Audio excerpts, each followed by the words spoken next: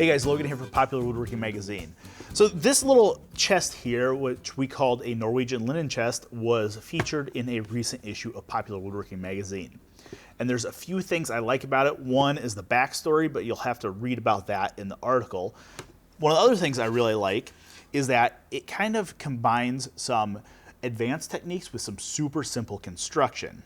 This top takes a little bit of work to make because it is curved. There's beads on it. The bottom side is coved and it has these curved dados on it. But going down to the base, it is super simple construction. It has butt joints and nails, and even the bottom is nailed on. So what I want to do today is talk about nailers in your shop and what type of nailers I think that are beneficial for us to have in our woodworking shop, and some that you might use depending on what you do. Now, before we start talking about nailers and what types, I want to make one thing clear. When you buy nailers, they're going to be designated by a gauge nail that they use, either 23 gauge, 18 gauge, 16 gauge, stuff like that. The bigger the number, the smaller the fastener that it shoots. So let's start at the smallest size. So one of probably the most used nail guns in my shop is a 23 gauge headless pinner. And that's something like this guy here. Now these shoot very, very small nails, and calling them nails is kind of it's being generous with them because they are more little wire fasteners. They're very, very small, and a lot of times you'll hear these called headless pin nails because they make a pin hole. They make a very, very small hole that doesn't actually need filled in most instances. So a lot of the times what I like to use these for are fastening light duty work while glue is curing. So these are not what I would consider a structural piece. I use these a lot to fasten panels together. If I'm gluing up 2 sheets of plywood, I can shoot a couple pin nails in it. I don't have to worry about filling those holes, and it keeps them from slipping and holds them together while that glue cures. Now, I do usually keep a couple of different size fasteners available for my 23 gauge pinner. Something like 1 1/4 inch, 1 inch, and 1/2 inch kind of cover everything I need to do. Most of the time I'm using 1 inch fastening, stuff like 1/2 inch to 3/4 inch stock. Sometimes I need to drop down to a 3/4 inch fastener just to hold molding on while glue cures, stuff like that. But I would say out of any time I'm reaching for a nailer in my shop, this one is getting grabbed probably 7 out of 10 times. Now the next one is going to be an 18 gauge brad nailer. Now a lot of times you'll hear these referred to as finish nailers.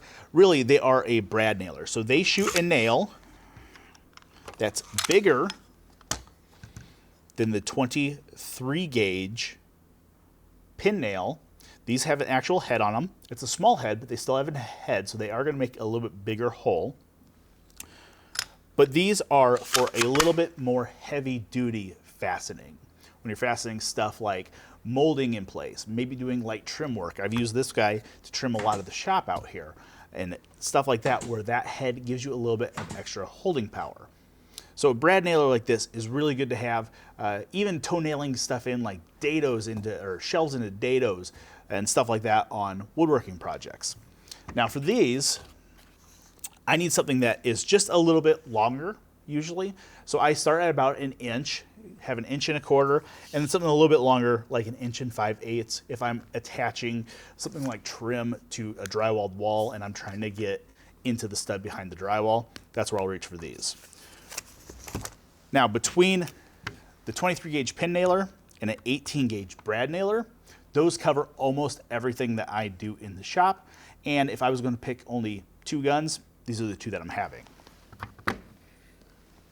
But if you do other stuff around the house, do a little bit of remodeling work, construction work, you might consider jumping up to a 15 gauge finish nailer. As I said before, the smaller the number, the bigger the nail. This one shoots even larger fasteners. So this guy can be used for heavier duty stuff and maybe even some lightweight structural stuff like fastening stair treads down to risers, stuff like that. Anytime that you need just a little bit more holding power than what a brad nailer will give you, maybe if you're doing a lot of big casework or doing kitchen cabinets, stuff like that, I could see this being real beneficial, but it is a good option to have if you do need that little bit more structural fastening.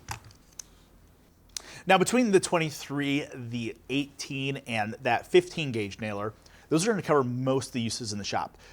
But there are instances where I find having a couple of other pneumatic nailers in the shop are handy. One of them is not actually a nailer. So this guy has become one of my favorites in the shop, and this is an 18 gauge narrow crown stapler. So this shoots staples that are not what you're expecting if you're thinking staples like an office stapler. It shoots these heavy duty staples through a variety of materials. And I've used this a lot, doing a lot of the trim work in the shop actually. I found stapling stuff down has much better holding power than the same size fastener in a brad nail configuration. You get much more holding power than you do with the brad nail. So for something like doing trim work or installing the paneling behind me, this has been my right hand as I've been working on that. And this is even good for doing stuff like cabinetry as well. You can staple the backs of cabinets on very easily, and they don't have the tendency to pull through like they would with a brad nail. Now, as before, I have a variety of fasteners. These are 1.5 inches.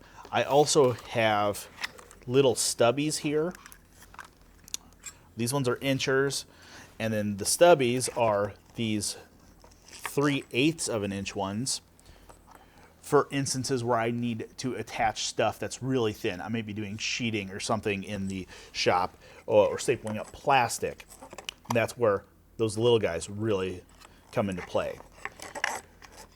Now, I'm not going to say that a stapler is one thing that you'll use every day, but I think the more and more you use it, the more and more you'll like it, and the more and more you'll actually reach for it. So that's one of my favorites.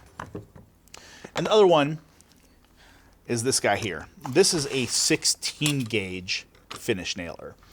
Now, this guy is kind of in between that 15 and the 18 gauge. It's a little bit bigger than the 18 gauge, but a little bit smaller than the 15. It's a good in-between size if you find yourself doing a variety of stuff and you only want to buy one gun. So there are a lot of options available, either pneumatic or battery powered. Now, my preference is almost always to have a pneumatic one, so air powered. The battery ones are okay, but I find that if I'm trying to nail through a lot of dense or thick material like oak, it doesn't have the oomph to get through it. And I just find that the pneumatic is a little bit more consistent and easier to sink the heads to a consistent depth, which I really like. Now, that doesn't mean that you have to have your shop plumbed for air like I have here. You can pick up a super small little air compressor like this little one from Senko. They're easy to store. You can stash them away when they're not in use, and they have plenty of power to run these air nailers. And they're also fairly quiet as they run, so you don't have that giant air compressor noise in your shop or in your home if you're working on a home improvement project. Now, the other thing that I look at is the gun itself. You know, I'm looking for one that has a couple of extra tips on it, so I can replace those as needed. And then the other thing to think about is what type of maintenance does the gun need? Because especially an air nailer, a lot of times you'll find that they come with a little bottle of oil and you have to regularly oil them. Now, that's okay if you're using it every day in a professional setting and that's just part of your routine. But my preference is to find something like these guys, which Senko has these as oil-free, so you don't have to oil them. That has a couple benefits. They don't get stuck if you forget to oil them, and there is a much reduced chance that you're going to have oil spots on your work after you fire a fastener through the surface. So those are the things that I look for. So hopefully this video has been informative on what you should look for nailers in your shop and which ones you might need to add to your collection.